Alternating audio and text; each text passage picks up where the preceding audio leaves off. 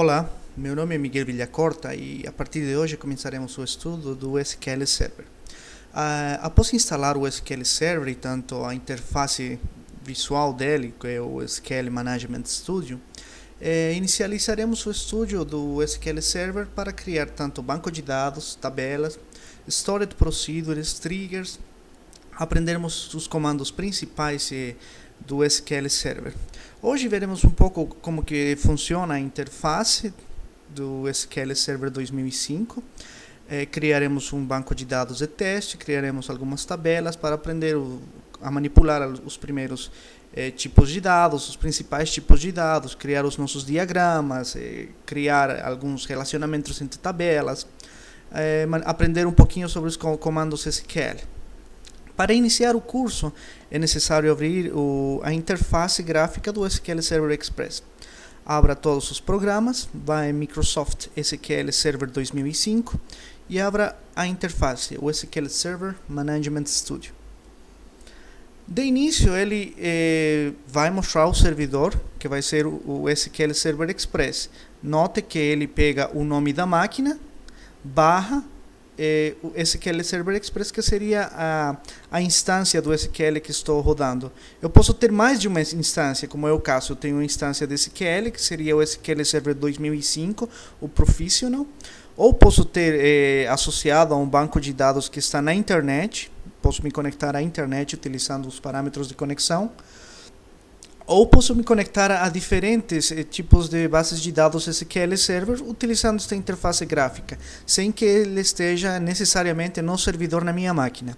Para isso, para conectar-nos ao SQL Server Express, basta ou informar o nosso login criado na instalação e a senha, ou solicitar que seja feita a autenticação pelo login do Windows e clicar em Connect.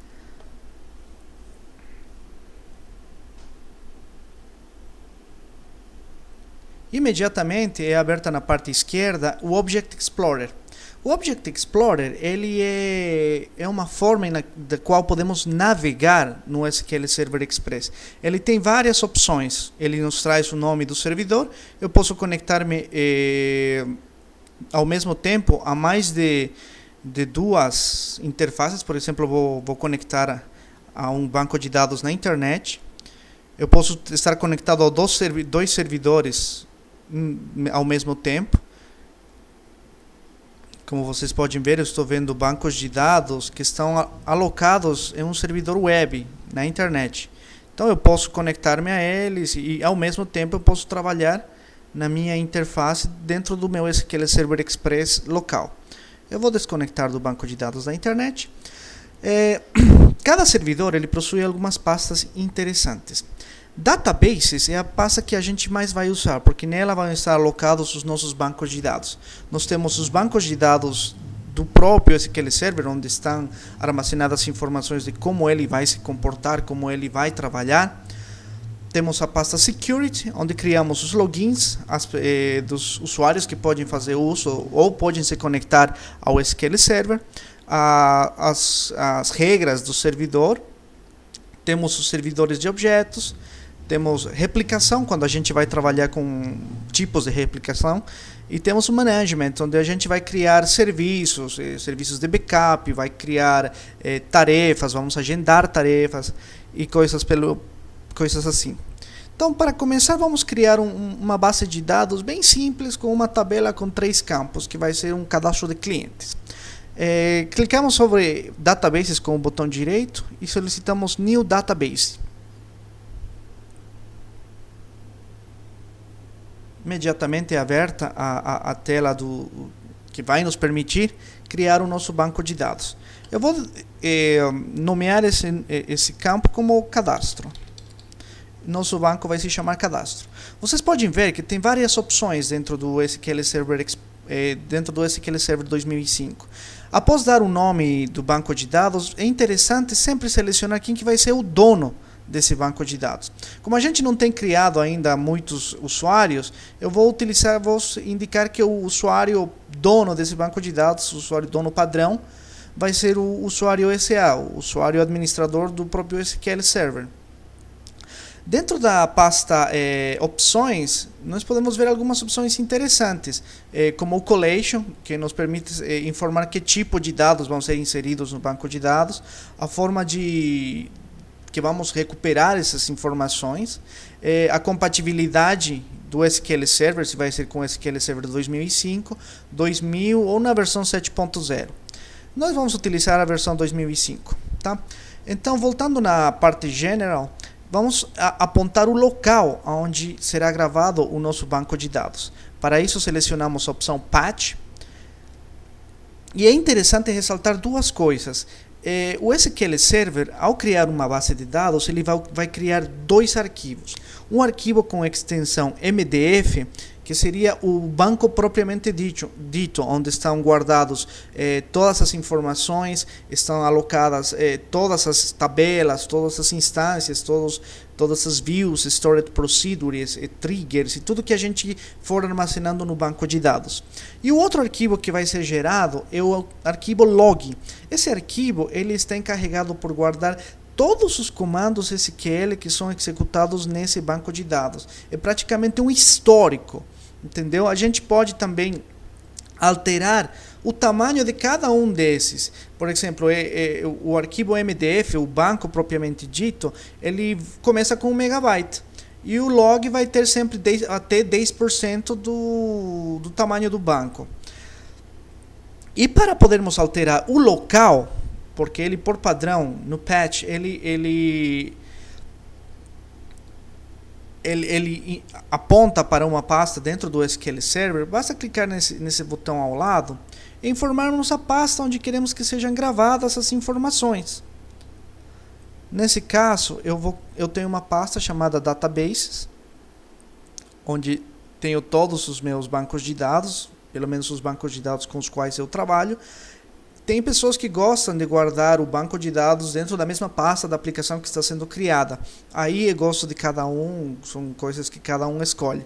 Porém, eu prefiro guardar todos os bancos de dados dentro de uma pasta geral, onde eu vou poder armazenar e guardar e sempre saber que estão meus arquivos aí. Vamos clicar OK. Imediatamente é criado o nosso banco de dados cadastro. Se clicamos no símbolo mais ao lado, podemos ver que temos diagramas, temos tabelas, podemos ver tabelas, views e várias outras opções que a gente vai ver pouco a pouco. Inicialmente, vamos aprender como criar tabelas. Se clicarmos logo abaixo de Tables, podemos ver que não temos nenhuma tabela a não ser as tabelas de sistema, onde estão guardadas algumas informações referentes ao nosso banco de dados. Então, clicando com o botão direito sobre Table, selecionamos New Table. Imediatamente é aberto o assistente para a criação de tabela.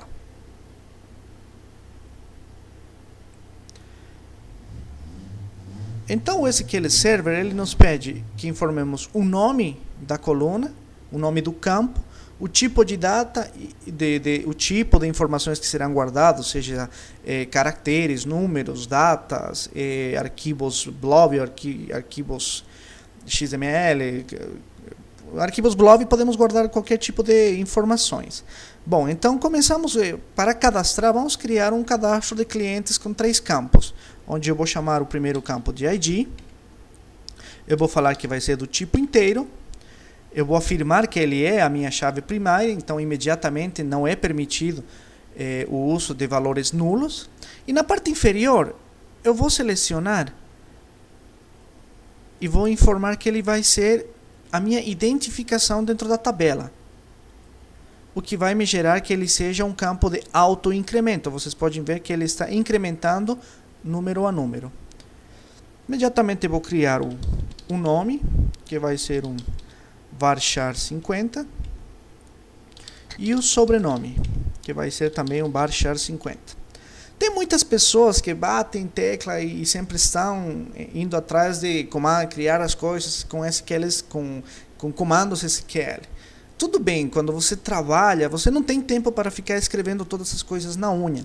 E mesmo se você precisar levar a tua tabela para atualizar um outro banco de dados já existente, o SQL Server 2005 ele te permite clicar nesse botão Generate Change Script, onde você pode criar, você vê o comando SQL necessário para criar essa tabela. No caso, você pode ver aqui o comando create table.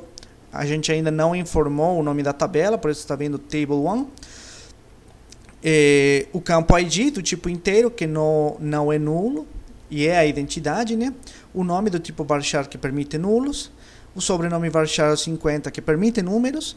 E fala quem que vai ser a chave primária. Então, para criarmos nossa tabela, basta dar um save e atribuir um nome, cliente. Vamos dar um OK e nossa tabela está criada. Basta fechar. Para vermos a estrutura da nossa tabela, podemos clicar no símbolo mais e nós podemos ver que ele já apresenta todos os campos e o tipo de campo que ele pertence, as chaves que ele tem, as constraints, se tiver, são regras de validação de campos, triggers, que seriam os gatilhos que respondem a eventos, se é inserido, atualizado ou apagado, algum tipo de registro, ele dispara esse tipo de informações. Os index e estatísticas da tabela. Para podermos visualizar os dados da tabela, basta clicar acima da tabela com o botão direito e ir em Open Table.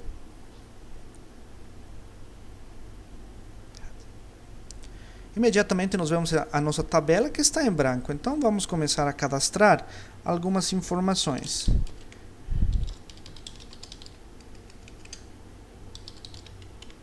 Nós vemos que ele automaticamente já gerou um ID para esse usuário.